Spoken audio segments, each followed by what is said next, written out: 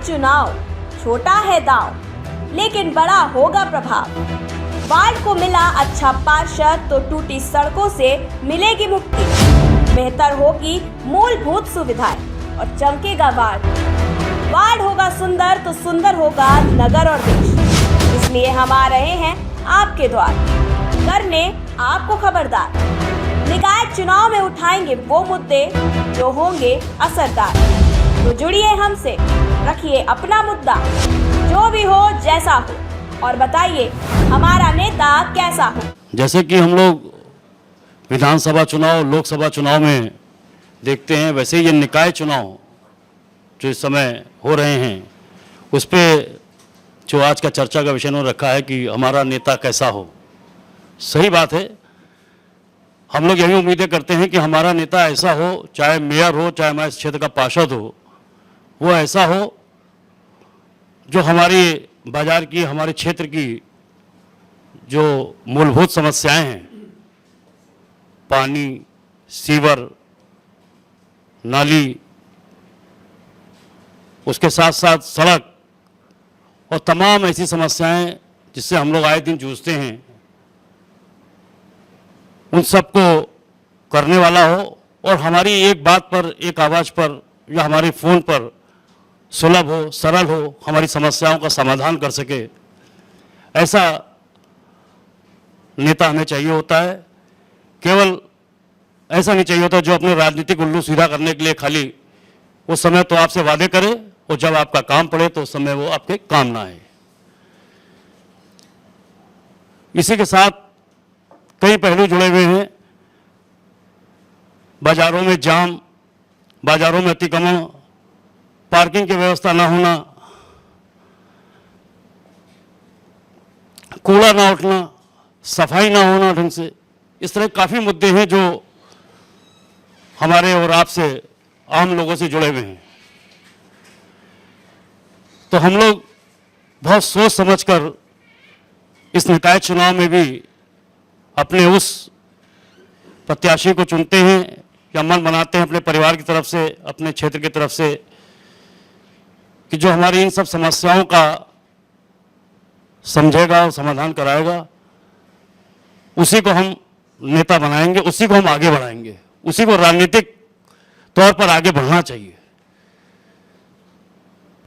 और व्यापारी वर्ग हमेशा से ही इस ओर रहा है कि जो उनके लिए काम करेगा, जो उनकी बात को सुनेगा, समझेगा और उसका निराकरण कराएगा, हम उसी को चुनेंगे।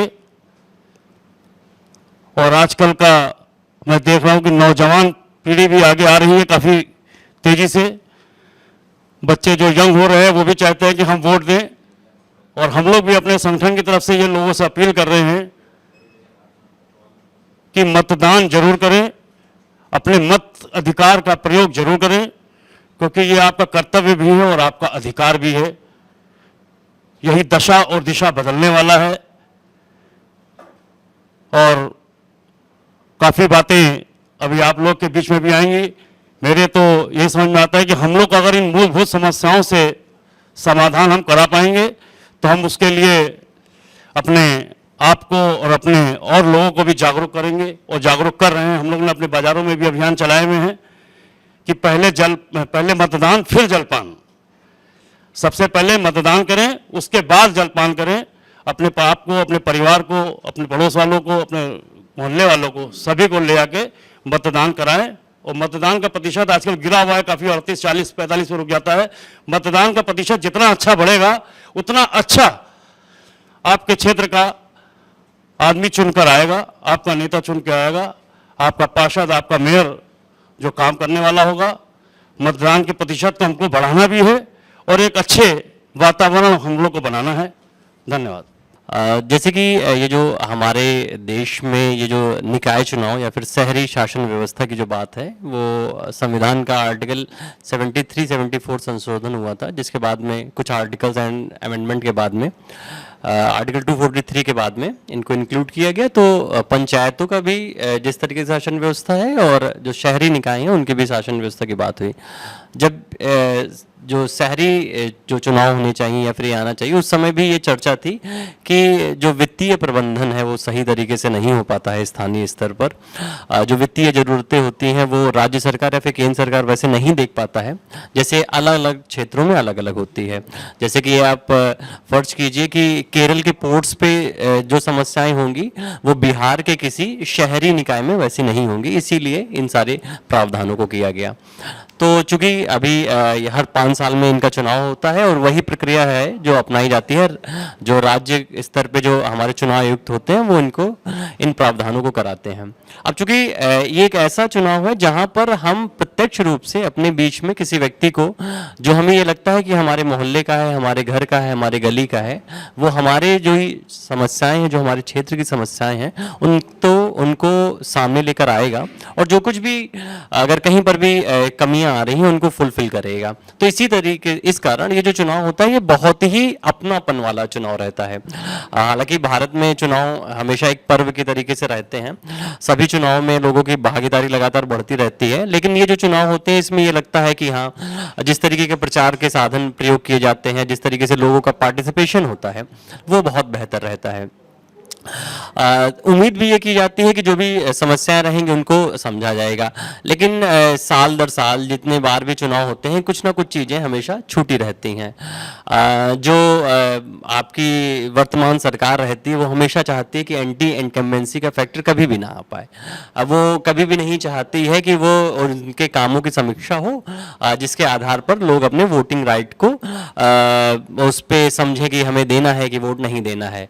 और वो उसके हमेशा कोशिश रहती है कि वो जो बड़े स्तर के मामले हैं, जो राष्ट्रीय परिदृश्य में जो मुद्दे चल रहे हैं उनके ऊपर लगातार फोकस करें, और जो बाकी के विपक्षी दल रहते हैं वो कोशिश करते हैं कि ज़्यादा से ज़्यादा हम इसको लोकलाइज्ड बनाने की कोशिश करें। तो चूंकि ये कार्यक्रम का जो हमारे टॉपिक है कि हमारा नेता कैसा हो, तो मुझे ये समझ में आता है कि हमारा नेता हमारे जैसा हो, जिसको लगे कि हमारी जैसी समस्याएं हैं, जो अगर मान लीजिए कि टेढ़ी पुलिया चौराहे से निकले तो उसको लगे कि हाँ वो भी जाम में फंसता है। अगर हमारे बीच का वो व्यक्ति होगा तो वो अस्पतालों में जाएगा तो उसको लगेगा कि हाँ, जब वो पर्चा बनाने के लिए जाता है तो उसको एक लंबी लाइन की भीड़ में का सामना करना पड़ता है। तो अगर वो नेता हमारे जैसा रहेगा, अगर उसको ये जाम की समस्याएं, उसको अगर सफाई की समस्याएं, उसको अगर पेयजल की समस्याएं, उसको जो बेसिक एजुकेशन की समस्या है, नगर निगम के पास में ये अधिकार रहता है कि वो एजुकेशन के सेक्टर पे भी काम कर सके, और कई अलग अलग नगर निगम कई अलग अलग स्कूल्स भी चला रहा है। उसको ये लगेगा कि हाँ, अगर उसका बच्चा, उसके पड़ोस का बच्चा, उसके घर का बच्चा अगर वहाँ पर पढ़ता है तो वो बिल्कुल उन समस्याओं को दूर करेगा। सिर्फ बाहरी स्तर पर बड़े बड़े वादे करके और इन जो मूलभूत जो आवश्यकताएं हैं उनसे अगर दूर रहेगा तो फिर वो हमारा नेता हमारे जैसा नहीं हो पाएगा। मुझे लगता है कि हमारा नेता अगर हमारे जैसा होगा तो इस पर बेहतर काम कर सकेगा। आज हम लोग इस टॉपिक पे बात करने जा रहे हैं जो निकाय चुनाव होने वाला है, तो उसी से रिलेटेड ये टॉपिक है कि कैसा हमारा नेता होना चाहिए। तो अभी मेरे से पूर्व दो लोगों ने पहले बोला है और बहुत सही बोला है कि हमारा नेता वैसा होना चाहिए जो हमारी ही तरह हो, क्योंकि जब हम लोकल बॉडीज़ में आ गए हैं, अर्बन लोकल बॉडीज़ में आते हैं, स्थानीय स्तर पे हमको जो समस्याएं फेस करनी पड़ती हैं उनको वही समझ सकता है जो उस क्षेत्र का हो, उस जगह का हो। तो जिस तरह की प्रॉब्लम्स उस क्षेत्र की हैं उनको सॉल्व वही पूरी तरीके से उनको सॉल्व कर सकता है। जैसे कि मैं चूँकि शिक्षा विभाग से मैं संपर्क रखती हूँ, तो देखती हूँ कि चूँकि मैं बालिका विद्यालय से भी हूँ तो मुझे ऐसा महसूस होता है कि विद्यालय के आसपास के क्षेत्रों के बारे में, विद्यालय परिसर के बारे में और आसपास की बहुत सारी बालिकाओं की सुरक्षा के बारे में और सफाई के बारे में, आसपास की जितनी भी चीज़ों के बारे में है उनके बारे में विशेष रूप से उसको सोचना चाहिए और हमेशा ऐसे प्रतिबिंब के रूप में खड़े हो जाना चाहिए जिस तरीके से अगर वो समस्याओं को समझेगा कि ये मेरी समस्या है, अगर उसको वो अपनी समस्या समझेगा तो ही वो उसको पूरी तरीके से दूर कर सकेगा। दूसरी बात है कि संपर्क उसका हमेशा बना रहना चाहिए। अगर कोई एक बार भी उससे एक संपर्क साधना चाहता है, बनाना चाहता है और फ़ोन नहीं उठता है या वो सामने नहीं आता, क्योंकि देखने को मिलता है कि जब इलेक्शन पास आते हैं तो बहुत अच्छा इन लोगों का संपर्क बन जाता है, हम लोगों के साथ एक अच्छा तालमेल बैठता है, लेकिन धीरे धीरे समय के साथ साथ चीज़ें बदलती हैं, तो वो पूरे उनके कार्यकाल में पूरे सत्र भर उनको कम से कम इस तरह की जो वादे उन्होंने किए हैं और जैसी तत्परता उन्होंने दिखाई है उसको कायम रखना चाहिए। और इस तरीके से कम स्थानीय लेवल पे जब हम देश विकास कर पाएंगे तो ही हम एक अच्छे देश का विकास के बारे में सोच सकते हैं। धन्यवाद। मुझे ऐसा लगता है कि भारतीय जनता पार्टी के अलावा कोई विकल्प नहीं है कि कोई ऐसा नेता मिलेगा, क्योंकि इस बार की जो मेयर कैंडिडेट हैं हमारी सुषमा खरकवाल जी, हमें पहली चीज़ तो यकीन ही नहीं हुआ था कि सुषमा खरकवाल जी को टिकट मिलेगा, क्योंकि हमें लगता था कि कोई दिग्गज आएगा और टिकट लेके चला जाएगा। बट मेरा जो क्षेत्र है, मेरा निवास स्थान खरिका द्वितीय है और वो खरिका द्वितीय की ही है। वो एक नॉर्मल मीडियम क्लास फैमिली की हाउसवाइफ हैं। She is just doing politics as an not as an profession, but उन्होंने अपने 32 साल दिए हैं इस राजनीति में अटल जी के समय से, and she was just a housewife. And हम लोग को यकीन नहीं हुआ जब उनको टिकट मिला, और वो इतनी सरल स्वभाव की हैं। और आज की डेट में भी अगर आप उनको फ़ोन करते हैं, दिन भर वो बिजी रहती हैं कार्यक्रमों में, I am just giving an example, तो अगर वो कॉल किसी कारण पिकअप नहीं कर पाती हैं तो शाम को उनका कॉल बैक सारे नंबर्स पे आता है। जो मैम ने बोला कि उस समय संपर्क साधते हैं, बाद में भूल जाते हैं, बट वो इतनी डाउन टू अर्थ है कि मुझे नहीं लगता उनका किसी भी व्यक्ति से संपर्क टूटेगा आफ्टर इलेक्शंस।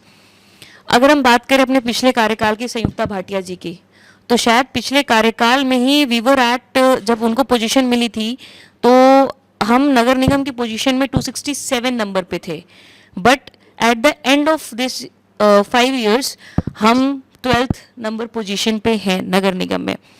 एंड अभी 2 month पहले हमें क्लीन एयर सर्वे जो हुआ था उसमें भी टॉप 1 रैंकिंग मिली थी लखनऊ को।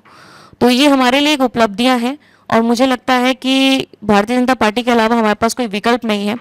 और विकल्प इसलिए भी नहीं है क्योंकि लोग छोटे छोटे मुद्दे बनाते हैं, हमें कहते हैं कि हम राष्ट्रीय हित, हम लोग राष्ट्रीय हित को एक मुद्दा बना के चलते हैं। राष्ट्रीय हित भी एक मुद्दा है, बहुत बड़ा मुद्दा है, और बट इन नगर निगम के इलेक्शंस में राष्ट्रीय हित की बात ना सोच के अगर हम स्थानीय चीज़ों अर्थात स्थानीय लोगों के बारे में भी अगर सोचते हैं, तो अगर हमारा विधायक सांसद और बैठा है तो हमें लगता है कि अगर हमारा पार्षद भी होगा तो हम अच्छी तरीके से वहाँ पे चीज़ों को रन कर पाएंगे। और हमारी मेयर के बारे में बस हम इतना ही कहेंगे, she is very calm and compose, और मुझे लगता है कि इसके अलावा कोई भी बढ़िया कैंडिडेट नहीं हो सकता था as an mayor. Thank you. निकाय चुनाव जो इस समय चल रहा है, आज उसका प्रचार का समय ख़त्म हो गया है। जो निकाय चुनाव का जो पार्षद हैं अगर हमारे बीच के हैं, हमारे मोहल्ले के हैं, तो उससे होता है कि पब्लिक का थोड़ा सा लगाव उनसे ज़्यादा होगा और उनसे बेटर काम हो सकता है। हम उनके पास सुलभ पहुंच सकते हैं, वो मेरे पास आ सकते हैं। लेकिन पिछले कुछ चुनाव से हो रहा है कि लोग चुनाव के टाइम पे तो घर घर जा रहे हैं, फिर अगर कोई समस्या लेके जा रहा है तो उसको टाल दे रहे हैं। ये सबसे बड़ा मुद्दा है, क्योंकि उनको 5 साल तो फिर जनता के पास जाते नहीं हैं, लास्ट में चुनाव आता है तो फिर वो जनता के पास जाते हैं। तो ये मुद्दा सबसे बड़ा, ये लगभग कॉमन नहीं होना चाहिए। आप पब्लिक ने आपको चुना है तो कम से कम उसकी बात सुने। ये अलग बात है कि आपके स्तर से वो समस्या नहीं दूर हो सकती है तो आप अपने स्तर से उच्च स्तर पर पहुंचाइए, लेकिन उस समस्या को वहाँ तक ले जाइए। लोग इस चीज़ से अब भाग रहे हैं। इतनी बड़ी समस्या भी नहीं है कि नहीं हो सकता है, आपके गली में साफ़ सफाई है या फिर आपके यहाँ सीवर का काम है, तो ये तो पार्षद लोग अपने महापौर से बोल सकते हैं, नगर निगम से डायरेक्ट बोल सकते हैं, हो सकता है। लेकिन कुछ जगहों पे छोड़ करके जो थोड़ा सा आउट एरिया का है वहाँ पे नहीं पहुँचती सुविधाएं, वो सबसे ज़्यादा समस्या वहाँ के लोगों को होती है। तो मेरा ये मानना है कि वीआईपी के एरिया में तो चलो काम होता रहता है, हमें तो थोड़ा इंटीरियर में देख के काम करना चाहिए। तो अगर वो मूलभूत सेवाएं इंटीरियर में मिलेंगी तो ज़्यादा बेटर होगा। तो ये सब चीज़ें जो भी पार्षद जो भी चुन के आ रहे हैं या आएंगे, तो उनको ऐसे लोकलिटी में थोड़ा सा सिटी से हट के जो है वहाँ पे ध्यान देने की ज़रूरत है। दूसरी चीज़, जो भी पार्षद आजकल बन आ रहे हैं, अभी लेटेस्ट में सारे पार्टियों को, पेट्रोल पार्टी सारे पार्टी के लोग हैं, तो लोग अपना अपना ये करेंगे वो करेंगे, ठीक है, लेकिन जो लास्ट टाइम पे जो हो रहा है, जब चुनाव निकल के आते हैं तो फिर अगर किसी पार्टी का एक निकल गया तो दूसरा उसका विरोध करता है। चुनाव जीत गए ठीक है, लेकिन अब उसमें अगर जीत गए तो फिर उसका विरोध न करके उसका सहयोग करें तो उस क्षेत्र का काम थोड़ा बेटर बनेगा, सफाई हो, सीवर हो, अच्छा होगा। विरोध ना करके अगर कोऑपरेट करेंगे तो अच्छा होगा। मेरा मानना है जो भी प्रत्याशी हैं हमारे गली मोहल्ले के घर के हैं, अगर हम उनका सपोर्ट करेंगे तो हमारे क्षेत्र का जो है समस्या ऊपर तक जाएंगे, समस्या जल्दी सॉल्व हो जाएंगी।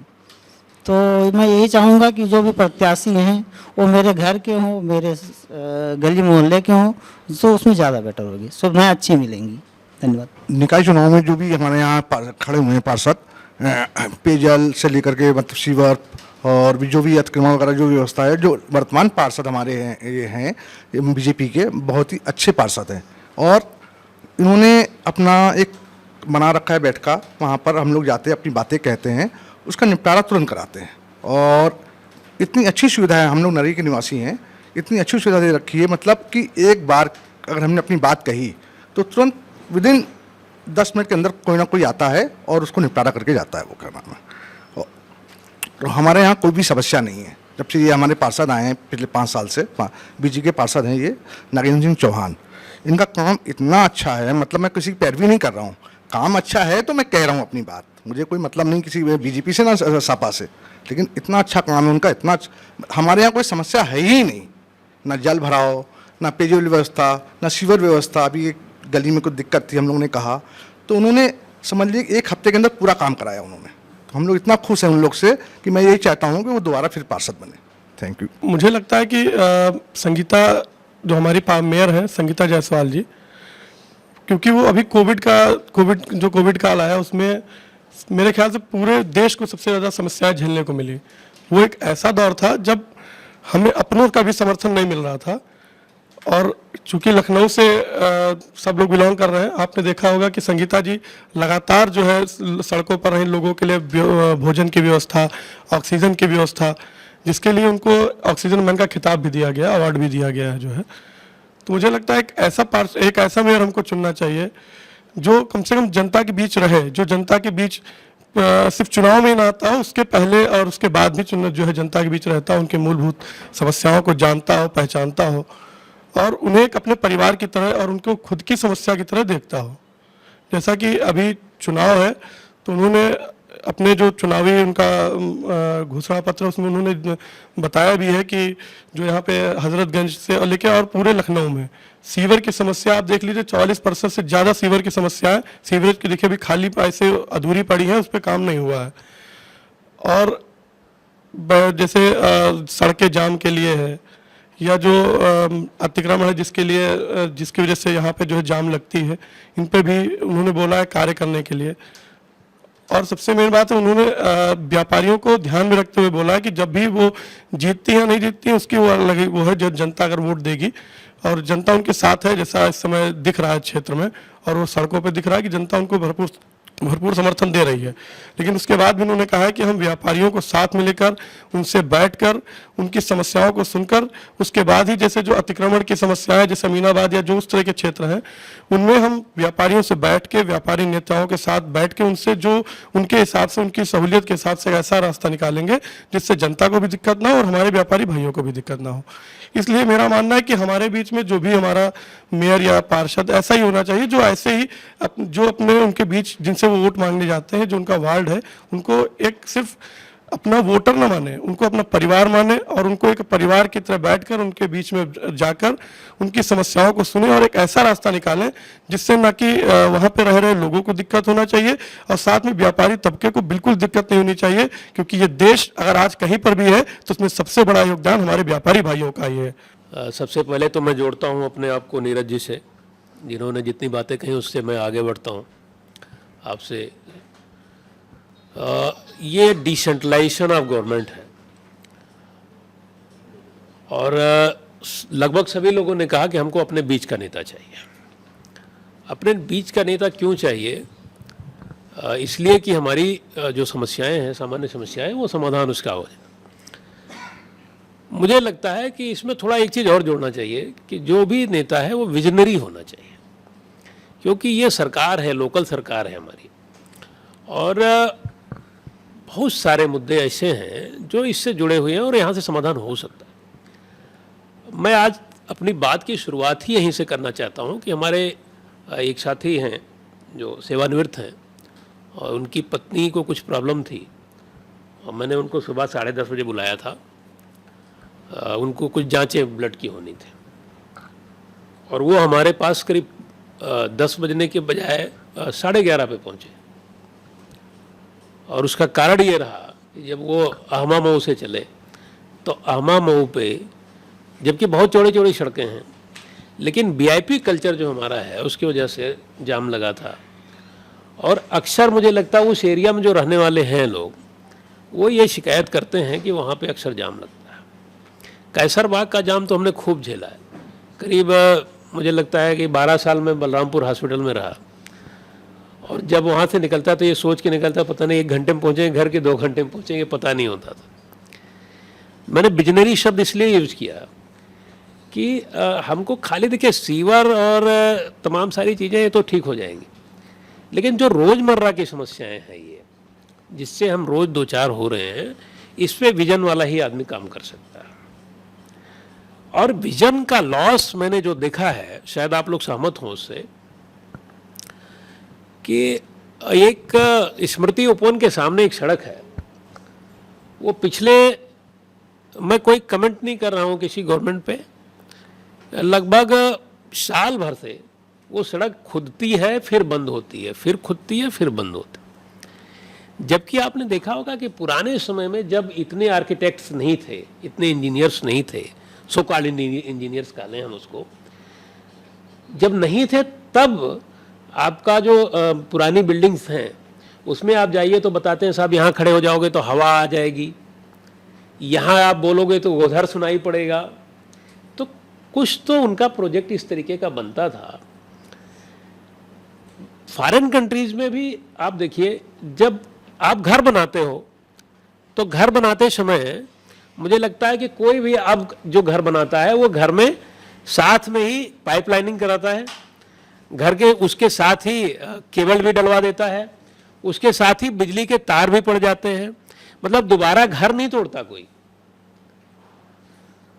मैं इसलिए उदाहरण दे रहा था कि उसको बार बार क्यों खोदा जा रहा है और क्यों पाटा जा रहा है, इसका मतलब कहीं ना कहीं विजन लॉस हुआ है।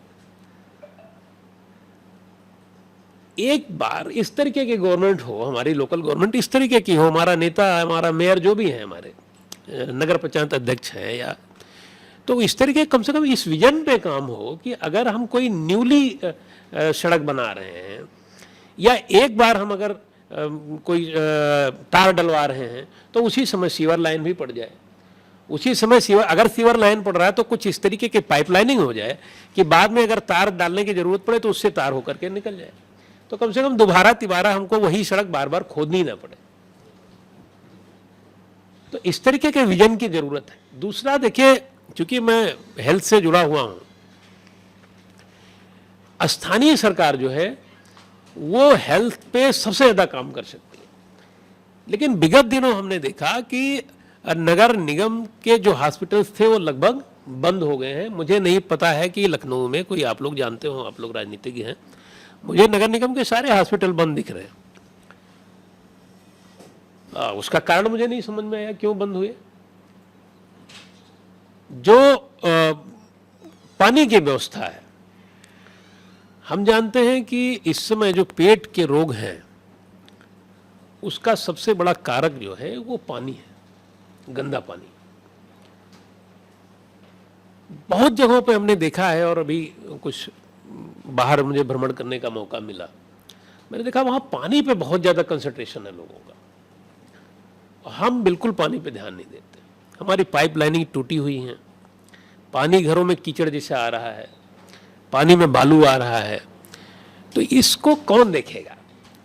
अगर हम अच्छा, उसका इफेक्ट कहाँ कहाँ आता है? अगर देखिए पानी खराब आ रहा है तो आपका स्वास्थ्य खराब होगा, स्वास्थ्य खराब होगा तो अर्थव्यवस्था पर प्रभाव पड़ेगा, आपका पैसा जो सही जगह पे जाना चाहिए वो पैसा आपके ट्रीटमेंट में चला जाएगा, आदमी बीमार होगा उसका पैसा जाएगा, अस्वस्थ होगा तो अपनी नौकरी पे नहीं जा पाएगा, पूरी व्यवस्था गड़बड़ाएगी। दूसरा एयर पोल्यूशन, हालांकि इस गवर्नमेंट में एक चीज़ बहुत अच्छी हुई थी, मैंने देखा था कि बीच में जब एयर पोल्यूशन बहुत बढ़ा था तो कुछ पानी का छिड़काव उड़काव, उसको टेक्निकल टर्म मुझे नहीं मालूम है, मैं इनसे बात कर रहा था, एंटी स्मॉग गन कुछ था, उससे किया था, ठीक लगा। कम से कम कुछ चीज़ें ऐसी होनी चाहिए कि हम एयर पोल्यूशन पर भी काम करें। लेकिन एयर पोल्यूशन करने वाले भी हम आप हैं, उसको भी रोकने का कोई ना कोई तरीका हम लोगों को अपनाना पड़ेगा। और एयर पोल्यूशन से आज की डेट में जो श्वसन की बीमारियां, सांस की बीमारियां जो बढ़ रही हैं, उस पर भी कंसंट्रेशन करना पड़ेगा। कल वर्ल्ड अस्थमा डे था, मैंने उस पर एक डिबेट रखी थी और कुछ एक हमारी गोष्ठी थी, तो उस गोष्ठी में सबने यही चीज़ कही। और एक प्रकृति जब कुछ चीज़ें देती है तो छीनती है तो कुछ देती भी है। मैंने देखा कि बीच में जब कोविड आया तो बहुत नुकसान हुआ हम लोगों का, हम लोगों का मानव जीवन का बड़ा नुकसान हुआ। लेकिन उस बीच में एक बहुत अच्छी चीज़ ये हुई कि लोगों ने मास्क लगाना शुरू किया। और मैं आप लोगों के माध्यम से ये बता दूं, आम पब्लिक को ये जानकारी होनी चाहिए कि उस समय अस्थमा के पेशेंट की दर में बहुत तेज़ी से गिरावट आई। ट्यूबरकुलोसिस में जो सेकेंडरी इन्फेक्शन होता है हमारा, जिसमें रेजिस्टेंट हो जाती हैं दवाएं, वो आप मान के चलो कि उसमें 50% से ज़्यादा कट डाउन हो गया। कारण क्या था? और ट्रांसपोर्टेशन ऑफ बैक्टीरिया जो होता है ना, वो बिल्कुल रुक गया। तो खैर ये थोड़ा लीक से हट गए हम लोग, कि मेरी अपनी सलाह है कि जो भी हमारा नेता हो, पार्टी से मेरा कोई संबंध नहीं है, किसी भी राजनीतिक दल के बारे में कोई टिप्पणी नहीं कर सकता, लेकिन जो भी हो विजनरी हो, सर्वसुलभ हो, और ये कोशिश हो कि अपने शहर को और अपने जो आपका महानगर है उसमें कुछ लोगों के साथ बैठ करके नियमित बैठकें हों। और आप लोगों जैसे जो विचारवान लोग हैं उनकी कमेटियां बननी चाहिए। होता क्या है कि हम जिसको चुन करके वहाँ भेज देते हैं, हम ये मानते हैं कि वो हमारे प्रतिनिधि हैं, बट कमेटीज़ बननी चाहिए मुझे लगता है, जिसमें भाई इंजीनियर्स भी हों। अब स्वास्थ्य के बारे में जो चीज़ मैं बता सकता हूँ, और एजुकेशन के बारे में जो आप बता सकते हो आप बता सकते हो, राजनीतिक मुद्दे आप बता सकते हो, तो कोई ज़रूरी नहीं कि जो हमारे नेता चुन करके गए हैं वो 100% सारी चीज़ों को सॉल्व कर दें। तो इस तरीके की कमेटियाँ छोटे लेवल पे बनाई जा सकती। तो हमारे जो भी नेता चुने जाएं वो इस तरीके की छोटी कमेटियाँ बनाएं जिसमें हर एक्सपर्टीज हो, और उनके साथ बैठ करके प्लानिंग हो। और प्लानिंग के साथ अगर काम होता है, हम कोई नया शहर, देखिए लखनऊ तो पूरा नया डेवलप हुआ है, नया लखनऊ बन गया, पुराने लखनऊ की तो बात छोड़ दीजिए। और जो नया लखनऊ बना है आप देखिएगा 5 साल 2 साल 4 साल बाद वो भी खुदना शुरू हो जाएगा, क्योंकि कहीं पाइपलाइनिंग उस तरीके की नहीं है, कहीं भी केबलिंग नहीं हुई है। जहाँ केबल हुआ वहाँ सीवर नहीं, जहाँ सीवर है वहाँ केबल नहीं। तो कम से कम भविष्य में जो भी हमारा मेयर बने इस बात का ध्यान रखें कि स्वास्थ्य सुविधाएं अच्छी हों, जनता को स्वास्थ्य अच्छा मिले। हम प्रदूषण को कैसे दूर करें, इस पे जो विशेषज्ञ हैं उनके साथ बैठें। हम एजुकेशन में क्या काम कर सकते हैं, लोकल हमारी, आप देखिए नगर निगम के स्कूलों की क्या स्थिति है, आप बेटर समझते होंगे। तो नगर निगम के स्कूल क्यों हम अच्छा नहीं कर सकते, नगर निगम के हॉस्पिटल्स हम क्यों बंद कर रहे हैं। तो इसको मेरा अनुरोध रहेगा कि जो भी मेयर हो अगला, वो इन सब बिंदुओं पर भी ध्यान दे। बाकी हमारे व्यापारी भाई भी ध्यान दें। बड़ा एक मुश्किल आती है कि हम लोग जब जाते हैं आपके यहाँ, आपके दुकानों पे, तो बाहर जो इंक्रोचमेंट होता है वो प्रॉब्लमेटिक है। और चूंकि हम आप यहाँ साथ बैठे हैं तो इस पर अगर और अच्छा आप लोग ही इसको दूर कर सकते हो। देखिए प्रशासन दूर नहीं कर सकते, आप खुद दूर करना चाहोगे शायद दूर हो जाएगा। तो आप लोग भी इस पर ध्यान दीजिए और जनता को सुविधाएँ मिले। बिल्कुल। तो मैं धन्यवाद देता हूँ आप लोगों को इसके साथ कि इन मुद्दों पे अगर नई सरकार, हमारी जो स्थानीय सरकार हो, वो काम करे तो अच्छा रहेगा। धन्यवाद। ये जो स्थानीय निकाय के चुनाव हो रहे हैं, इसमें एक सबसे बड़ी एक ज़रूरी है कि लोगों, जो पार्षद या का जो चुनाव होता है वो स्थानीय मुद्दों के ऊपर स्थानीय आदमी होना चाहिए, जो उस क्षेत्र की समस्याओं के बारे में पूरा जानकार हो या पूरी उसकी जानकारी होती रहे, इस तरह का आदमी वहाँ पे उसके लिए बहुत ज़रूरी है।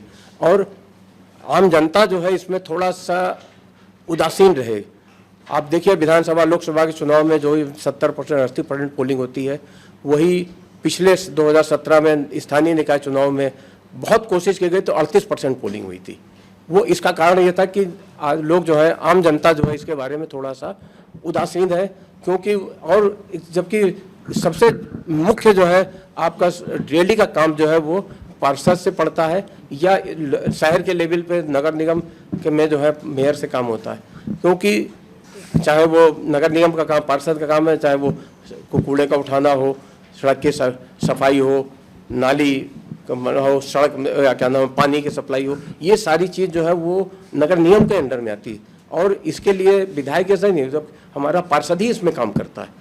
पार्षद से ही हम लोगों जब तक हमारा पार्षद सही नहीं होगा और पार्षद को जब हम लोग वो उसके बारे में अनभिज्ञ होगा अपनी समस्याओं से, तो वो उसके बारे में जो है वो कोई भी काम नहीं कर पाएगी। इसलिए बहुत ज़रूरी है कि हमारा कोई भी पार्षद हो, जो भी पार्षद हो, वो उस क्षेत्र के बारे में क्षेत्र का हो। ये नहीं कि दूसरे क्षेत्र से आकर के उस क्षेत्र में डाल लिया, वो उस क्षेत्र की समस्याओं के बारे में नहीं जानता।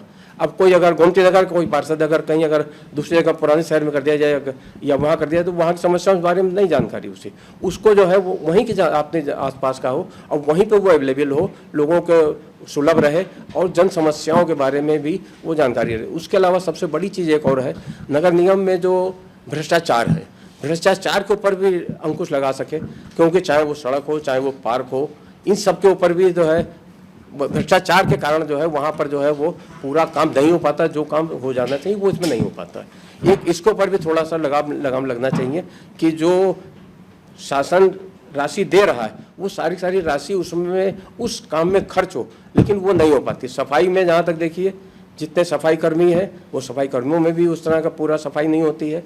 अगर आप पूरे शहर में देख लीजिए तो गोमती नगर क्षेत्र में तो स्थानीय अगर सफाई कर्मी अगर ना हो तो सफाई नहीं हो रही है। तो नगर निगम में भी इस तरह से वो नहीं होता, ना कूड़े की सफाई, कूड़े भी सड़कों पर कूड़े ढेर पड़े हुए हैं। सीवरेज प्लांट पे देख लीजिए कि पूरा इतना बड़ा पहाड़ खड़ा हो गया, जो कि और किस वजह से, केवल कि पहले इको ग्रीन जो कोई काम नहीं हो पा रहा है और घरों से कूड़े कलेक्शन नहीं हो रहा है। ये सारी चीज़ जो है ये समस्याओं के जो बढ़ती चली जा रही इस, और ये ज़रूर है कि हमारा काम जो है ये इस स्वच्छता में हम लोग आगे बढ़े हैं, लेकिन अब जो है ये देखिए इस तरह का जो समस्याएं जो प्रॉब्लम आ रही हैं, इससे जनता को जो है बहुत परेशान, जिसको कि दूर करना बहुत ज़रूरी है। और हमारा जो नेता ऐसा होना चाहिए कि वो इन समस्याओं को हल करा सके, और ये बहुत ज़रूरी है इसके लिए। धन्यवाद जी। हमारा नेता कैसा हो, ये तो लखनऊ में भी आधे घंटे पहले भी बारिश से ही पता चल गया। 10 मिनट बारिश में लखनऊ में पूरे सड़कों पर जलभराव हो गया, ट्रैफिक जाम के हालात आप सभी लोग देख रहे हैं। हम लोग यहाँ पर बात कर रहे थे कि हमारा नेता हमारे बीच का हो। मैं डॉक्टर नीरज की बात से बिल्कुल सहमत हूँ कि हमारा नेता हमारे बीच का ही होना चाहिए, क्योंकि उसे ये तो पता हो कि किस गली में, किस सड़क में कौन सा सीवर की मेन होल खुला हुआ है और कहाँ से जाते समय रात को आप उसी के अंदर समा सकते हैं। हमारे नेता को ये पता हो कि व्यापारियों की समस्या क्या है। 70 साल से, देश की आज़ादी के बाद से 70 साल से हमारे देश में, हमारे शहर में, माफ़ कीजिएगा, रिफ्यूजी मार्केट है। क्यों है भाई? क्या ये समस्या हमारे लोगों की नहीं है? क्या वो हमारे अपने नहीं हैं? वो कब तक हमारे अपने नहीं रहेंगे? व्यापारियों से मैं पूछना चाहता हूं कि गर्मी के मौसम में कितनी बार बाजारों में आग लगती है? क्यों लग जाती है? क्यों? तारों का जंजाल लगा हुआ है। ये तारों का जंजाल कब साफ होगा? पिछले 25 साल से एक सत्तारूढ़ दल यहाँ पर है, शहर में है, और 25 साल से शहर की सारी समस्याएं यूं की तू ही हैं। मैं चाहता हूं कि आप लोग बदलाव लाएं, वोट सोच समझ कर दें, प्रत्याशी अपने बीच का चुनें, और स्मार्ट सिटी स्मार्ट विजन से बनता है, स्मार्ट प्लानिंग से बनता है। स्मार्ट प्लानिंग के लिए स्मार्ट लोगों को चुनें। धन्यवाद। हर बार चुनाव होता है, हर बार वादे होते हैं, हर बार नियम बनाए जाते हैं, लेकिन समस्या आपके पास है अभी भी। ठीक है, इसका कारण है समस्या होने का कि आपके पास विजन नहीं है, आपके पास उसका प्लान नहीं है। आप वादे करते हो, लेकिन आप कभी भी किसी प्रत्याशी से ये पूछिए कि आप वादे तो कर रहे हो, लेकिन इसको पूरा करने का आपके पास प्लान क्या है, वो चुप हो जाते हैं, उनको नहीं मालूम होता है। अभी हाल ही की घटना है, एक प्रत्याशी का इंटरव्यू मैं कर रहा था, उनसे हमने पूछा कि आपके क्या वादे हैं। उन्होंने कहा हम हाउस टैक्स माफ़ कर देंगे। हमने कहा नगर निगम का तो रेवेन्यू हाउस टैक्स से आता है, तो नगर निगम चलेगा कैसे? आप हाउस टैक्स माफ़ कर देंगी तो कोई दूसरा प्लान है आपके पास जिससे रेवेन्यू जनरेट हो, नगर निगम को चलाया जा सके? क्योंकि शहर में सिर्फ हाउस टैक्स की समस्या नहीं है, तमाम समस्याएं अलग अलग हैं।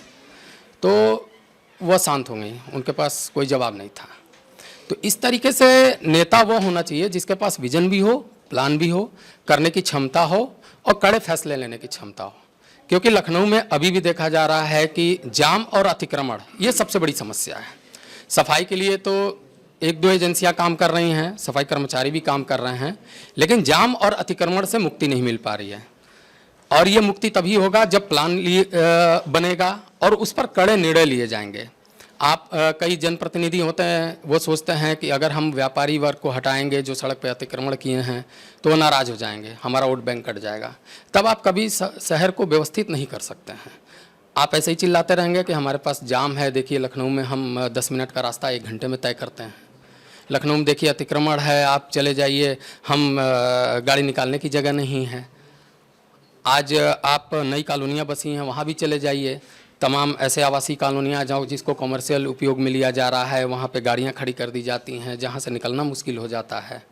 तो समस्याएं तो अभी की बनी हुई हैं। उसके बाद दूसरी आ जाइए, बारिश होगा जल भराव होगा। पहली बारिश होता है तब जल भराव होता है, तब बयान आता है कि हम सीवर साफ़ करवा रहे हैं, नाली साफ़ करवा रहे हैं, तब जाके आगे बढ़ेंगे। तो ये चीज़ तो पहले होना चाहिए जो सफाई है। जल भराव हुआ, उसके बाद कई ऐसे क्षेत्र हैं जहाँ पे संक्रामक रोग होते हैं। जैसे आप अक्सर देखते होंगे कि 2-3 साल छोड़ के डेंगू का प्रकोप ज़्यादा हो जाता है। डेंगू का प्रकोप तभी होता है जब गंदगी होती है, जल भराव होता है। तो ऐसे में जब आपके पास प्लान होगा तो उस प्लान पे आप काम करेंगे तो ये होगा ही नहीं, संक्रामक रोग आएगा नहीं, लोगों को दिक्कतें नहीं होंगी, कई मौतें नहीं होंगी। तो इसको भी देखना होगा। यानी मेरे कहने का कुल मतलब है कि नेता आपके पास वही हो जिसके पास विजन और प्लान हो। आप उसको वोट दीजिए, न कि आप पार्टी को वोट दीजिए। आपके शहर को वही व्यवस्थित करेगा जिसके पास विजन और प्लान होगा। सबसे पहले मैं भाई साहब की बात से शुरू होता हूँ। अतिक्रमण जो है व्यापारी नहीं डरता है। व्यापारी के आगे जो ठेले लगते हैं, दुकानें लग जाती हैं, जैसे अमीना चले आइए आप, अमीनाबाद में, भूतनाथ में, खास में सारे फड़ वाले लगाए हुए हैं। और हम अंदर बैठते हैं तो हमारे दुकान हमने ठेले जाते हैं, रास्ते हमारे बंद हो जाते हैं। अमीनाबाद में एक भी व्यापारी बाहर रोड पर नहीं बैठा हुआ है। मैं विश्वास दिला सकता हूँ इस बात का। लेकिन फिर भी 100 रुपये लेके, 100 रुपये लेके, 300 रुपये लेके फड़ी दी जा रही है वहाँ पे, और अतिक्रमण हो रहा, चाहे पुलिस हो चाहे नगर निगम हो। आप देखिए ढूंढिए वहाँ पे कौन दे रहा है। वहाँ पे अभी कुछ दिन पहले वहाँ पे जगह लाट हुई है कि ये नंबर आपका, ये नंबर आपका। उसके बाद भी वहाँ पे अतिक्रमण आज भी फिर है।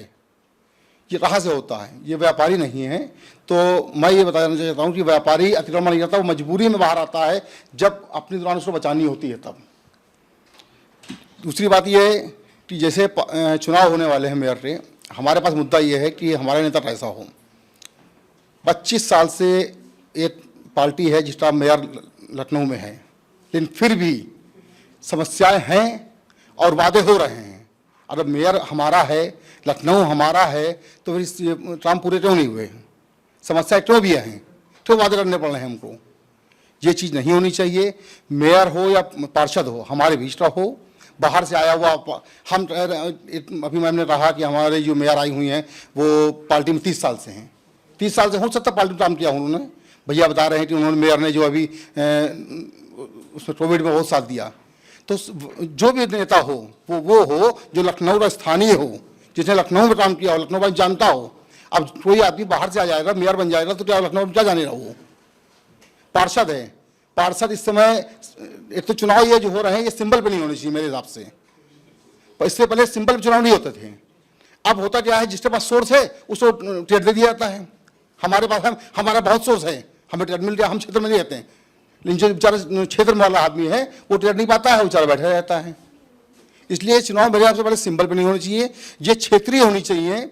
जो आदमी हमारे बीच का हो, हमारे साथ में रहता हो, हमारी समस्या और जानता हो, पेड़ है, देखिए भी वृक्ष दिवस आएगा, 1000 पेड़ आएंगे, ठहा लगते हैं, ठहा उठते हैं, दिखाई पड़ते हैं। हमें इस पर ही सोचना चाहिए। जब तक हरियाली नहीं होगी ये सांस की बीमारी और सारी बीमारी बढ़ती रहेंगी। पहले हमें इसमें सोचना चाहिए, हमारा नेता जो हो वो हमारे बीच का हो, किसी पार्टी से हमें मतलब नहीं है, किसी भी पार्टी का हो, बस वो क्षेत्रीय हो और काम करने वाला हो। धन्यवाद। नेता हमारे बीच का हो, चाहे मेयर हो या सभासद हो। और इधर हमने 5 सालों में कोविड भी देखा है, बहुत सारी समस्याएं देखी हैं, तो हमको नेता चुनने का भी एक बहुत अच्छा एक्सपीरियंस हुआ है कि हमारे काम कौन आया। पुराना नेता काम आया जो सभासद था, या जो अब नेता बनने जा रहा है कि वो काम आया, उसने क्या काम किया। तो हमें इन चीज़ों पे भी देख के वोटिंग करनी चाहिए, इसी में चुनना चाहिए। और रहा कि सभासद ने हमारे लिए क्या किया, जो सभासद था, सभासद हमारे क्षेत्र में देखता है, सफाई देखता है, सब देखता है, लेकिन उतना ही दोष हमारा भी है। कहाँ दोष है? अब पता चला नगर निगम वाले कूड़ा लेने आ रहे हैं 10 बजे और हमारे बंदे घरों से निकल ही नहीं रहे, या 8 बजे कूड़े वाला आया तो हमारे बंदे 11 बजे निकल रहे हैं, वो कूड़ा उठा के ले जा रहे हैं, वो 11 बजे अपना कूड़ा डाले दे रहे हैं। तो इसमें नगर निगम क्या करेगी? इसमें जनता को भी उतना ही दोषी है कि जैसे कूड़े का समय है, 10 बजे आ रहा है, वो सीटी बजा रहा है, तो आप घर से आके उसको कूड़ा दीजिए। अच्छा, जाम इतना लगा हुआ है चारों तरफ, उसमें भी जाम के भी उतने ही हकदार हम भी हैं, क्योंकि हमारी गाड़ियाँ हम सही ढंग से हम खुद नहीं खड़ी कर रहे हैं। तो हम सारा दोष नेताओं को दें या सभासद को दें, उतना ही दोष हम भी हैं। हाँ, नालियाँ जाम होती हैं, क्यों होती हैं? क्योंकि हमने उसमें कूड़ा पन्नी में भर के कूड़ा फेंक दिया। अब वो पन्नी भर गई, पन्नी जाम हो गई, उधर सीवर जाम हो गया, उधर नालियाँ जाम हो गई। तो इसके लिए हमें आपको भी जागरूक होना पड़ेगा कि उनके हिसाब से हम भी उनको सपोर्ट करें। और जितनी समस्याएं हमारी हैं, जैसे हमारी पानी की समस्या है, हम तुरंत फ़ोन मिलाएं, ऐसा सभासद हो जो हमारी बात सुने। ये ना हो कि ऐसा ठीक है आप शाम को आइएगा, कल आइएगा, परसों आइएगा। तो हमारा नेता ऐसा होना जो हमारी बात सुने, हमारी मेयर ऐसी हो जो हमारी बात सुने। हमारे यहाँ रोड टूट गई, एक बार बनी, हमने मेयर को फ़ोन करा, उनके बाद गए, उन्होंने हमारी बात सुनी, हमारी बात बनवा दी। तो ऐसा हमारा मेयर होना चाहिए, ऐसा ही हमारा सभासद होना चाहिए। यही समस्याएं हमारी जो हैं, जो हमारी सुने। पानी पे काम करता है कि पानी कहीं जाम ना हो, जहाँ नालियाँ ना जाम हो, सीवर हमारी ठीक हो, क्योंकि जब भी बरसात होती है तो पानी होता है, चारों तरफ भरता है, लेकिन कैसे निकले उसके दोषी हम लोग भी रहते हैं, क्योंकि हम लोग पन्नियाँ यूज़ ना करें। सबसे बड़ा काम है पन्नी जिस दिन से हम लोग बंद कर देंगे उस दिन से हमारी जाम की समस्या बहुत कम हो जाएगी। क्यों हो जाएगी? क्योंकि पन्नी में सामान भर के हम लोग फेंक दें, नालियाँ जाम हो जाती हैं उससे। तो उतने ही दोषी हम भी हैं। तो हम लोग कोशिश ये करें, पर्यावरण को देखते हुए पन्नियों का काम हम लोग यूज़ ना करें, पन्नियाँ ज़्यादा यूज़ ना करें, पन्नियों को बिल्कुल बेकार कहे के पन्नियों को बिल्कुल ख़त्म कर दें। अपने घर से झोला लेके जाएं, सब्जियां अपने झोले में लेके आए। पहले हम लोग झोला लेके चलते थे घर से, और सारी सब्जियां लेके हम लोग घर लाते थे, फिर छांटी जाती थी। आज क्या है, हम लोग कहते हैं हर सब्जी एक पन्नी में डाल दीजिए, फिर दूसरी पन्नी में, कम से कम 10-10, 12-12 पन्नी हम लोग लेके चलते हैं। तो ये हमारी गलतियाँ हैं। हम लोग वहीं से पन्नी ना लें, अपना झोला लेके जाए कि भैया मैं झोले में डाल दूँ। तो जिस दिन से ये पन्नियाँ बंद हो जाएंगी उस दिन से हमारी नालियों की चोकिंग बंद हो जाएगी, हमें जो लगता है ये। बाकी मेयर हमारा कैसा होना चाहिए भाई, हमारे यहाँ टूटी सड़कें हैं उस पर ध्यान दे, और एक इनको हेल्पलाइन नंबर ये देना चाहिए मेयर को या नगर निगम को कि कोई भी समस्या हो तो उस पर हमारी समस्याएं नोट की जाए और बोली जाए। जैसे हमारे यहाँ गड्ढा है, अब कोई नगर निगम वाले तो बनाएंगे नहीं आके जब तक हम उनको बताएंगे नहीं। तो हम जैसे ही गड्ढा है तो हम उसको वहाँ पर फ़ोन करें तो वो गड्ढा 1 दिन 2 दिन 3 दिन बाद भर दिया जाना चाहिए। ऐसे क्या है, उसमें जब तक गिरेगा नहीं, चोट नहीं लगेगी किसे, जब तक एक्सीडेंट नहीं होगा तब तक कुछ उस पर कोई काम नहीं होगा। तो हमारी मेयर जो है एक ऐसा हो जो हमारे इसके लखनऊ के हिसाब से, हमारे लखनऊ के जैसे देखे, करे और हमारी बात सुने। तो सबसे पहली चीज़ जो सर ने बोली कि ये पॉइंट ऑफ व्यू रखना बहुत इम्पोर्टेंट है कि जब हम रोड का निर्माण करते हैं, जब हम खुदाई का काम शुरू करते हैं, उसी वक्त हमें ड्रेनेज जो भी हमारा सिस्टम है और वायरिंग का सिस्टम उसी वक्त करना चाहिए प्लान आउट, ताकि बार बार वो काम रिपीटेंस ना हो। पहला चीज़ ये ध्यान रखना चाहिए। सेकेंडली जो इंजीनियर ऐसे होने चाहिए ताकि ये जो कहीं कहीं पे बहुत वीआईपी एरियाज़ हैं गोमती नगर में भी इवन काफ़ी ऐसे एरियाज़ हैं जहाँ पानी भरता है, क्योंकि डाउन में रोड्स बनी हैं, डाउनफॉल में रोड मेन रोड से नीचे हैं, तो पानी बह के आता है। उसका डिज़ाइन इस तरीके से करना चाहिए कि इस तरीके की आगे कोई मतलब दिक्कत ना आए, कि पानी का बहाव एक तरफ को किया जाए, या तो उसको एक डायरेक्शन दिया जाए प्रॉपर। ये दो काम मुख्य है। फिर उन्होंने बोला अतिक्रमण के लिए नगर निगम तो जितना मुझे मालूम है बार बार नोटिसेस भेजता है, पर लोग ही क्या कह सकते हैं कि धुत तो कह सकते हैं उनको, कि वो हटने को तैयार नहीं होते, और बाद में हम भी ये सोच लेते हैं कि यार चलिए उनका भी रोजगार चल रहा है। बट अतिक्रमण भी एक बड़ा मुद्दा है। मेरे लिए ये 3 बड़े मुद्दे हैं। मैं तो ये कहूँगा कि सबसे पहले अगर मैं मेयर होता तो सबसे पहले मैं भ्रष्टाचार पर अंकुश लगाता, क्योंकि सारा मामला भ्रष्टाचार से ही शुरू होता है। पास होता है अगर देखिए 1 करोड़ रुपए, तो काम होता है 30 लाख रुपए का, 25 लाख रुपए का। और ऐसा घटिया काम होता है कि वो हम आप सब जो सोच के चलते हैं वो फिर 6 महीने बाद, साल भर के बाद वो फिर मटिया मेल हो जाता है मामला। तो सबसे पहले सबसे बड़ा अंकुश लगना चाहिए भ्रष्टाचार पर, ताकि ईमानदारी से काम हो, बाजार का या शहर का सौंदर्यीकरण हो, तभी हम सबको एक अच्छा वातावरण मिलेगा और एक अच्छी सोच के साथ हम आगे काम कर सकेंगे। और दूसरा, अतिक्रमण को व्यवस्थित करूंगा, बाजारों से हट कर उनको स्थान दिया जाए, ताकि बाजार में आसानी से ग्राहक आ सके, खरीदारी कर सके, अपना वाहन ला सके।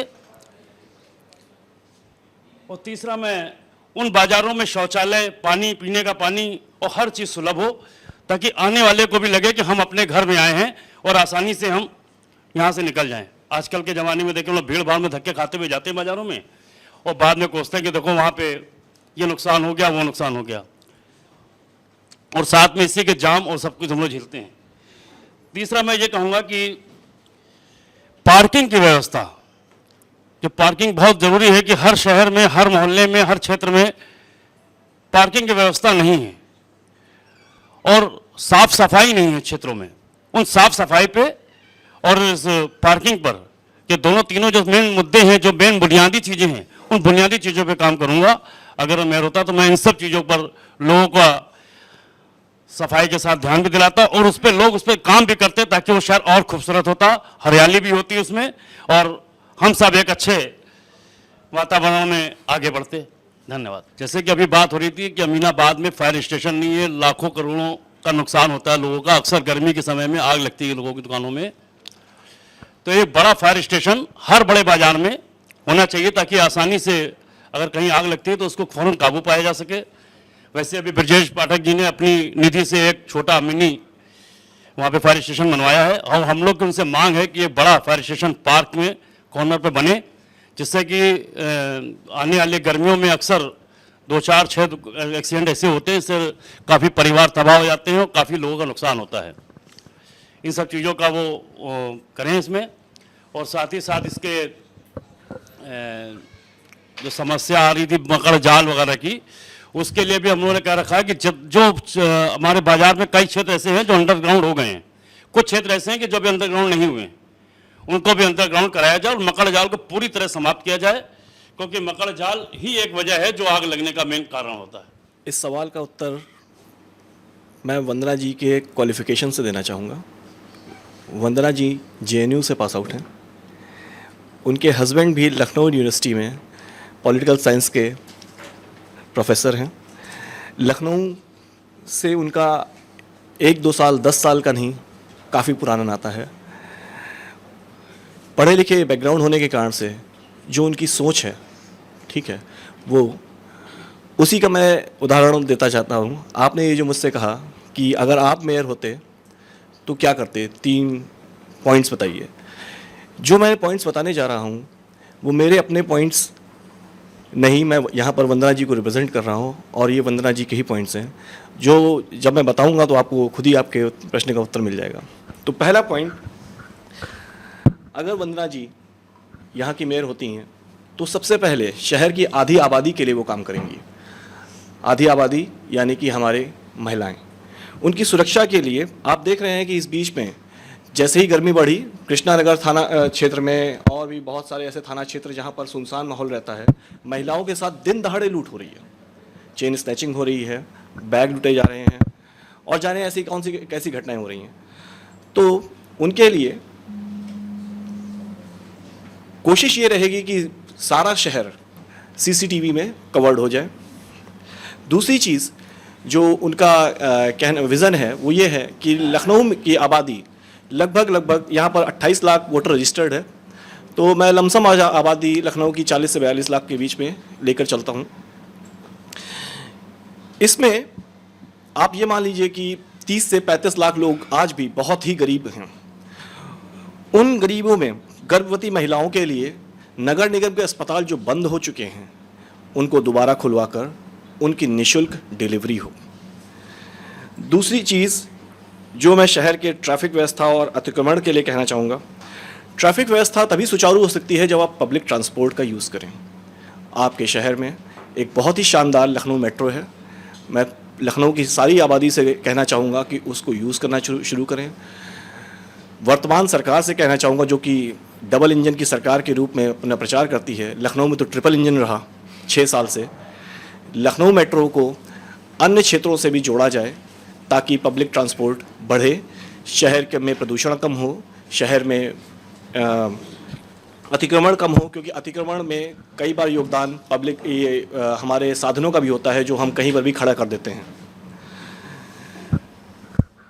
और अभी हमने हाल ही में देखा कि लखनऊ में ट्रैफिक लाइट्स इंस्टॉल की गई हैं। आप खाना खाते हैं तो थोड़ी सी दाल लेते हैं, थोड़ी सी सब्जी लेते हैं, 2 रोटी 3 रोटी अपनी भूख के अनुसार लेते हैं, यानी कि हर चीज़ बराबर मात्रा में नहीं ले लेते। हम स्मार्ट सिटी बनाना चाहते हैं और आप किसी भी चौराहे पे खड़े होंगे तो आप देखेंगे कि हमारी स्मार्ट ट्रैफिक लाइट ही स्मार्ट नहीं है। कोई भी ट्रैफिक लाइट, चाहे वो सबसे ज़्यादा चलने वाली रोड की हो या नॉर्मल रोड की हो, सबको एक ही टाइम दे रखा है। आदमी खड़ा है, समय बर्बाद कर रहा है, देख रहा है ट्रैफिक लाइट की, ये ना होती तो इससे अच्छा तो हम ऐसे ही चले जाते। तो इन सब चीज़ों का सुधार आएगा। तीसरा पॉइंट जो कि हेल्थ से रिलेटेड है या सफाई से रिलेटेड है, उसके लिए smart drainage, smart planning, smart vision के साथ काम किया जाएगा ताकि एक बार, अभी हमारे किसी साथी ने हमसे कहा कि यहाँ पर सड़कें बार बार खुदती हैं। सड़कें बार बार खुदना एक तरफ है और उन सड़कों को बार बार खोद कर उन्हें दोबारा बनाना एक तरफ, एक और बात है, क्योंकि इसमें भी जनता का पैसा बार बार बर्बाद हो रहा है, टैक्स पेयर्स का पैसा बार बार बर्बाद हो रहा है। एक समय था जब सत्तारूढ़ दल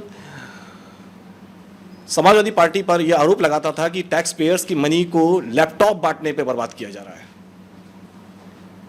तो मैं सत्तारूढ़ दल से या जनता से सिर्फ इतनी अपील करना चाहूँगा कि ऐसे झूठ बोलने वालों से बचें और स्मार्ट लोगों को चुनें। धन्यवाद। जी, जैसे कि उनके जो हस्बैंड है राजेश जायसवाल जी, वो उनके साथ वो भी लगातार निरंतर जो है समाज सेवा के कार्यों में संलिप्त रही और लगातार समाज की सेवा करते आ रही हैं। आपके बीच की है, रकाबगंज की निवासी हैं और कई सारे वृद्धाश्रम हैं और कई सारे और भी सरकारी सामाजिक जो संगठन हैं उनमें लगातार वो जुड़ी हुई हैं और समाज की सेवा निरंतर करती चली आ रही हैं। और ये जो उनका संकल्प पत्र है, 11 वचन जो उन्होंने अपने घोषणा पत्र में डिक्लेयर किए हैं, ये उनके खुद के बनाए नहीं है या किसी पार्टी के मतलब जो पार्टी के आला कमान द्वारा थोपे नहीं गए हैं। ये 11 वचन उन्होंने जनता के बीच में जांच कर जो है इसको तैयार किया है और जनता ने जो उनको समस्याएं गिनाई, उनसे समस्याओं से अवगत कराया है और वो पिछले काफ़ी समय से जनता के बीच में है। और ये नहीं कि अचानक से टिकट डिक्लेयर हुआ तब से, कोविड के पहले से भी वो पूर्व में भी लगातार जो है कई संस्थाओं के माध्यम से समाज की सेवा करती चली आ रही हैं। और उनका एक सपना भी है कि जैसे अभी हमारे भैया ने बताया जो फायर वाला, इसके लिए भी वो अभी, क्योंकि ये भैया ने बताया तो हम लोग भी जाके उनके पास समक्ष रखेंगे कि जीत और अलग बात है, लेकिन फिर भी वो शासन में से इसकी गुजारिश कर, जीतती है तो कराएंगे, नहीं तो हम लोग जो है शासन से भी इसकी अपील करेंगे ये जल्द से जल्द कार्य किया जाए। बाकी उनका जो विज़न है उसमें उन्होंने छोटे से छोटे तबके को भी जो है शामिल कर रखा है। एक रिक्शे वाले से लेकर एक बड़े व्यापारी तक सबको उन्होंने एक बराबर देखने का काम किया है। जैसे कि हम ये जानते हैं कि ये लोकल बॉडीज़ है, तो हमें कुछ चीज़ें अपने ध्यान में भी रखनी चाहिए कि क्या क्या चीज़ें इनकी जद में है, कि मतलब कि अगर हम ये कहने लगे कि नहीं लखनऊ में इंटरनेशनल एयरपोर्ट होना चाहिए और उसके लिए हमारा मेयर इस पे काम करे, तो that will not be possible. जैसे कि अभी तक जैसे सुनील सर बात कर रहे थे कि पानी को लेके हमें ये समझना चाहिए कि पानी दोनों ही तरीके से एक बहुत बड़ा मुद्दा है। पहला कि जो हम कंज्यूम कर रहे हैं और दूसरा जो बह रहा है, कि हम ये जानते हैं कि हमारे पास में गोमती नदी है और वी आर वेरी फॉर्चुनेट कि हम एक ऐसे जोग्राफिकल एरिया में है कि जहां पर हमें पानी की ठीक ठीक सप्लाई हो रही है। आप मतलब कि देश के अन्य हिस्सों में जाएंगे तो वहाँ पर बहुत ये प्रॉब्लम होती है। हमें एक बेहतर पानी का साधन मिल रहा है, क्या हम उसको उस तरीके से यूटिलाइज कर पा रहे हैं, पहली बार ही हमें समझना चाहिए। सप्लाई जिस तरीके से पानी की हो रही है, मेरे ख्याल से शायद ही हम में से कोई एक ऐसा व्यक्ति होगा जिसके घर में आरओ ना लगा हो। कोई भी मिनिमम व्यक्ति जो थोड़ा सा भी अगर पैसा कमा रहा है वो घर में आरओ जरूर लगवा रहा है। मतलब कि अब तो विज्ञापन भी ऐसे आ रहे हैं ना कि ईएमआई पे भी आप आरओ लगा लीजिए, कि वो जानते हैं कि आपको आरओ की जरूरत है। And I think this is the biggest failure for our government कि हम आरओ के जिस तरीके से बिक्री बढ़ रही है, इसका मतलब कि हम फेलियर हैं, पानी नहीं पिला पा रहे हैं हम अपनी जो हमारी पब्लिक है उसके ऊपर थोड़ा सा हमें काम करने की आवश्यकता है। सुनील जी जैसे कि विदेशों का जिक्र कर रहे थे, विदेशों में आप आराम से वहाँ पर जो वाटर बॉडीज हैं वहाँ पर आप आराम से पानी पी सकते हैं, जो भी यूरोपियन कंट्रीज हैं वहाँ पर पानी पी सकते हैं। फिर दूसरी ये बात आती है कि सफाई की एक व्यवस्था है, जिस तरीके से लगातार कई सारी एजेंसीज आ रही हैं, और मतलब कि मैं इस बात को बहुत ही इन्वर्टेड कामा के साथ में कह रहा हूं कि हमें जो प्रवासी लोग हैं बाहर, हमारे लखनऊ में हो या फिर कानपुर में हो या फिर किसी भी जगह पे हो, उनका धन्यवाद देना चाहिए कि वो हमारे घरों से कूड़ा उठा रहे हैं। क्योंकि जिस तरीके की व्यवस्था है वहां पर कूड़ा उठाने के कोई भी आपके पास में कोई भी मैकेनिज्म नहीं है, कोई आपके पास में मशीनरी नहीं है। वो कहीं और से रहते हुए लोग हैं, देश के अलग अलग हिस्सों के हैं या फिर बाहर के हैं, मैं उस पर कमेंट नहीं कर रहा हूं, और वो आ रहे हैं वहां से हमें कूड़ा उठा के दे रहे हैं। हमारे पास में एक ऐसी मैकेनिज्म होनी चाहिए।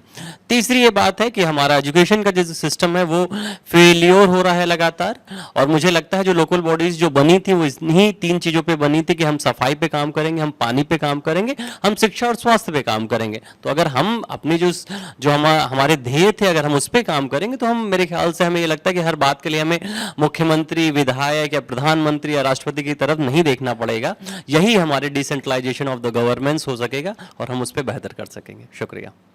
हुआ कि आपने मुझे मेयर बनाने का प्रस्ताव दिया लेकिन अभी वो 10 साल बाकी हैं सर्विस के, तो वो संभव नहीं है। लेकिन एक हाइपोथेटिकल क्वेश्चन है, लेकिन उसका जवाब तो मिलना चाहिए आपको। मुझे लगता है कि जो मैंने पहले चीज़ें कही हैं उसी से जुड़ी हुई चीज़ें हैं कि सबसे पहला तो एक टीम बिल्डअप की जाए, और वो टीम सुपर स्पेशलिस्टों की होनी चाहिए, और हर क्षेत्र के लोगों को बुला के पहले एक प्लानिंग की ज़रूरत है। और सभी लोग लगभग उस पर सहमत हैं कि अगर प्लानिंग होगी तो, अभी भाई साहब कह रहे थे कि टैक्स पेयर्स के पैसे, वास्तव में जब मैं देखता हूँ तो ये लगता है कि भाई हम इसीलिए अपना पैसा टैक्स देते हैं।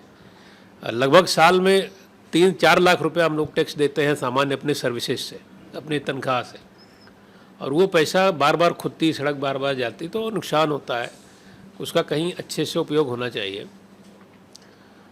तो एक तो प्लानिंग, और दूसरा भाई साहब कह रहे थे वो मुझे बड़ी अच्छी चीज़ लगी है कि अगर वास्तव में शहर को स्टेबल करना है आपको फिर से, और जाम से मुक्ति पानी है, तो आपको वेंडर्स के लिए, देखिए वेंडर्स भी बहुत आवश्यक हैं, लेकिन वेंडर्स के लिए जगह नियत कर दीजिए।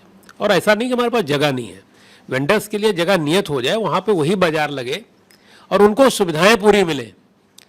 और एक समस्या मैंने पूरे लखनऊ में देखी है, वो ये है कि महिलाओं के लिए थोड़े से इधर बने हैं शौचालय, लेकिन अक्सर आप जाइए अमीनाबाद में घुस जाइए तो आपको शौचालय नहीं मिलेगा। तो जो महिलाएं हमारी हैं और वो अगर मार्केट जाती हैं तो या तो घर से वॉशरूम होके जाएंगे और घर पे ही आके उनको होना होगा। और इसका दूसरा कारण मैं आपको बताऊं कि पब्लिक टॉयलेट्स जो हैं वो इतने गंदे होते हैं कि उसमें भी मैं अपनी मेडिकल का घुसा रहा हूँ कि स्थिति ये है कि जितनी मैक्सिमम यूटीआईज महिलाओं को होती हैं that is due to use of public toilets. 90% 80% उसका कारण यही है कि अगर आपको मजबूरी में जाना पड़ा पब्लिक टॉयलेट में, तो वो पब्लिक टॉयलेट इतने गंदे हैं कि उसको यूटीआई होने के चांसेस बहुत ज़्यादा है। महिलाओं को ज़्यादा होता है क्योंकि कनेक्टिविटी उनकी ज़्यादा हो जाती है। तो इसको दूर करना आवश्यक है। तीसरा, क्या कभी हमने सोचा था कि हम 20 रुपए की बोतल खरीद के पिएंगे पानी? इस पे जरा गौर करिएगा। 20 रुपए का 1 लीटर पानी हम खरीदते हैं और पी जाते हैं एक बार में गर्मी में। आप विदेशों में जाइए, देखिए जगह जगह आपको आरओ लगा हुआ मिलेगा। अरे पानी तो कम से कम मिल जाए शुद्ध। पानी से बहुत सारी चीजें जुड़ी हुई हैं। हवा शुद्ध होनी चाहिए, पानी शुद्ध होना चाहिए, सड़कें साफ सुथरी होनी चाहिए, सड़कें अच्छी होनी चाहिए। इतनी तो हम सरकार से उम्मीद रखते हैं। तो अगर मुझे ऐसा मौका मिले तो मैं शहर में कम से कम हर चौराहे पे, जो छोटे छोटे चौराहे हैं, वहाँ पे आरओ के बड़े प्लांट्स लगवाऊंगा, जिससे कम से कम 20 रुपया लीटर पानी बिकना ये बंद हो और लोगों को शुद्ध पानी वहाँ पे मिले। और दूसरा कि प्लानिंग के तहत एक बार फिर से हम अपने चिकित्सा विभाग, नगर निगम के चिकित्सा पार्ट को और नगर निगम के शिक्षा को, इस दोनों को फिर से डेवलप करना चाहेंगे। क्योंकि अभी भी आप शहर में अगर घूमते हैं, लखनऊ शहर में मैंने देखा है, मेरी थोड़ी प्रकृति इस तरीके की है कि मैं घूमता रहता हूँ बीच बीच में जाके, तो मैंने कई सारे छोटे छोटे मंचेस देखे हैं। गांव है लखनऊ में, और गांव में बहुत अभी भी आर्थिक रूप से बहुत कमजोर लोग हैं और उनके बच्चे उन्हीं स्कूलों में पढ़ना चाहते हैं। तो अगर हम नगर निगम के स्कूलों को फिर से स्ट्रेंथन कर दें तो शायद वो बच्चे पढ़ लेंगे। नहीं तो आज शायद विषय से इतर हो जाऊंगा मैं कि जो कंडीशन हो रही है, सरकारी नौकरी गायब हो गई, रेलवे में सबसे ज़्यादा नौकरी मिलती थी, टोटल प्राइवेटाइजेशन हो रहा है, बैंकिंग की नौकरियां धीरे धीरे खत्म हो रही हैं, हेल्थ विभाग हमारा 80% प्राइवेट हो गया। तो ये जो 10,000 और 5,000 और 7,000 की नौकरी अक्सर पा रहे हैं लोग, ये अपने बच्चे को सीएमएस, या मैं किसी स्कूल का नाम नहीं लेना चाहता, लेकिन जितने बड़े स्कूल्स हैं, न्यूनतम उनकी फी जो है मंथली बच्चे की, छोटे से बच्चे की, वो 3 से 5,000 रुपया, और तनख्वाह उनकी कितनी है? 7,000 रुपये। तो 7,000 रुपये में क्या आप सोचते हैं कि हम बच्चे को पढ़ा नहीं पाएंगे? तो ऐसा ना हो कि आने वाले 10 सालों बाद हमारी जो भावी पीढ़ी है वो फिर से अशिक्षित पैदा होने लगे या कक्षा 5 तक पढ़ने लगे। तो इस पर जोर देने की जरूरत है, और वो जोर हमारी लोकल गवर्नमेंट दे पाएगी। बड़ी गवर्नमेंट्स तो हमको पता नहीं किन किन चीज़ों में फंसा के रखा है, बोलूँगा तो वो राजनीतिक हो जाएगा। तो इसलिए जो हमारी छोटी बॉडी है, जहाँ पे शायद राजनीति, मुझे बड़ा अच्छा लगा आपने कहा कि इसमें तो झंडा होना ही नहीं चाहिए, झंडा ना हो तो शायद ज़्यादा अच्छा काम हो जाएगा। तो without politics, without going in any party politics, अगर हम लोग इस तरीके का काम करें जो जनहित का हो, तो शायद हम कुछ जनता को दे पाए और जनता को कुछ रिफंड कर पाए। तो पानी मेरा सबसे पहला सुझाव है कि पानी स्वच्छ हो जाए और सबको निःशुल्क पानी कम से कम मिले। शौचालय महिलाओं के लिए हर 100 मीटर 200 मीटर पे होना चाहिए और वो साफ सुथरा हो। इसके साथ प्लानिंग हो, और प्लानिंग के साथ अगर नया शहर कहीं बसाते हैं हम लोग, नए अपार्टमेंट्स बना रहे हैं, तो वहाँ पे इस तरीके की व्यवस्थाएं हो कि बार बार खुदाई हमको न करनी पड़े, पानी और बिजली की व्यवस्था हो। शायद इन चीज़ों पे अगर हम प्राइमा फेसी काम करना शुरू करेंगे तो हमारा शहर जो है वो अच्छा हो जाएगा। धन्यवाद। यूपी और देश दुनिया की तमाम ताज़ा तरीन खबरों के लिए गूगल प्ले स्टोर से आज ही डाउनलोड करें हमारा तेजी से उभरता न्यूज़ ऐप डेली इंसाइडर।